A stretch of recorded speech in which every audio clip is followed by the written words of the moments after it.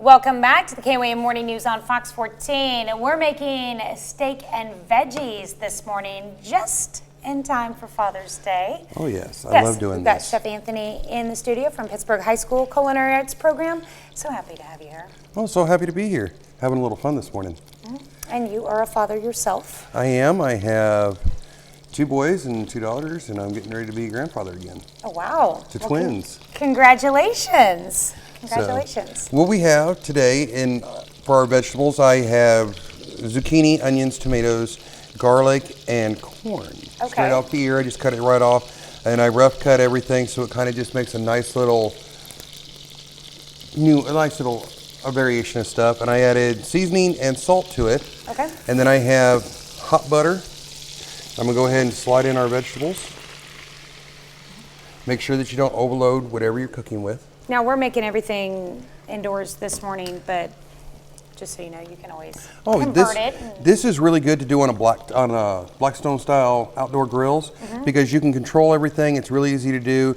Unfortunately, we don't have the ability to do a Blackstone right now, so we're going to do it this way. But it's still the same concepts. Everything runs the same. Okay. So, how long do you think the veggies will take to cook? The veggies should take 7 to 8 minutes at the most to cook all the way through. And then all I have is a sirloin steak, and I've used my seasonings on it.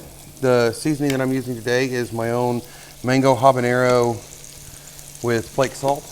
I'm getting my seasonings ready for the barbecue competition, so I wanted to do something different. Experimenting with different things and stuff. I am, but I went completely simple: flake salt, crushed red peppers, granulated garlic, dried habaneros, dried mangoes, ground it all together, and so far it's been a home run. Why do you like to put dried fruits with your salts and mixing fruits and things like that with it? It gives it a little bit more depth of flavor. Everybody wants spicy, but I like spicy, but I don't like hot burn. The sweetness of most of the fruits will intensify the spice, but it'll also give it an underlying sweetness, so it actually layers flavors and you're building all the way up. That's why salt is the base for almost everything. Okay. So, and we have our vegetables going, and they look really good this morning. Martinez never lets me down with the quality of the produce that they have. Oh, could never ask for anything better. And then we have our steak going here, and you can see inside of the pan that everything's coming together very nicely. And I just laid it straight in with the butter.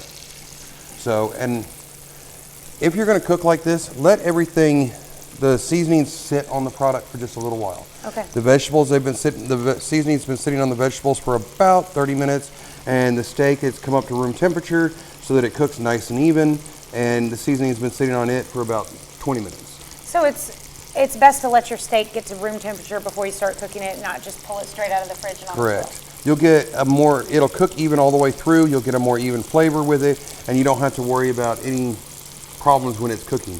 So, and it's not going to suck as much heat out of whatever you're cooking on either.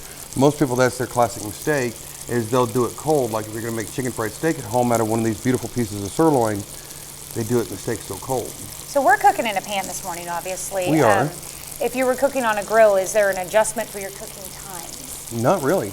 The steak, depending upon, I have everything set on high heat so that we can get it done in the time frame that we have. But you can do it on your grill, set your grill for about 300 degrees, or just not between medium and medium high heat. Okay. If you're cooking on a charcoal grill, that's even easier. Wrap your veggies in foil and close them up real good. Wrap them twice, put them actually down in the coals. And then put your steaks right over the top. I love foil packed vegetables. Oh, I love those. And it works great on the smoker too. Lay them on the top shelf, let them get the smoke in from the smoker, and then seal them shut and put them down close to the heat source for your smoker. And they'll cook up real nice. And our steak, we're gonna turn it over, and you can see I haven't messed with it. So we had this beautiful Maillard reaction. New word for you this morning, Maillard. That's the caramelization when you're cooking. It gives it that nice golden brown and delicious color. I had some questions that arose from earlier this morning. On the KOAM Morning Show, we did an interview with you asking questions about the barbecue smoke-off, the Smoking in the Jungle cook-off that's happening next Saturday. And you can find more information on that on our website at KOAMnewsnow.com.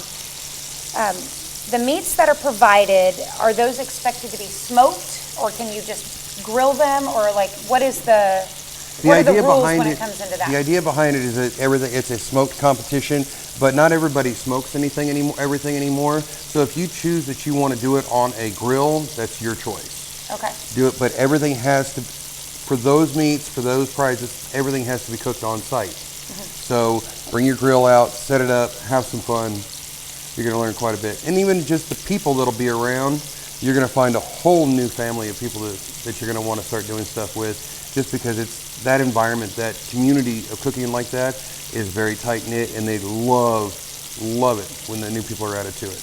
And I know a lot of people smoke for, 8 to 12 to 15 hours for things too. So they're going to want to start early or the night before as well. Oh, yes. And I mean, even if you just come out for the games and try the food and the music, you're going to have a good time. Okay. So it's not going to be a problem either way.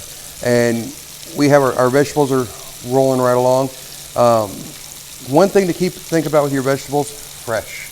Try not to get anything that's been frozen, because then they're not going to come out just as good. If you're going to do something like this, fresh is the way to go. If you're going to go straight from freezer, foil pack, and then straight into a grill, then you can do frozen, but make sure that you have a good sized piece. Don't do anything that's too small, like the little diced carrots, little diced pieces. Those tend to burn and just turn into goo. And instead of taking your corn off if you're going to do it in a foil pack, you could leave it. Exactly.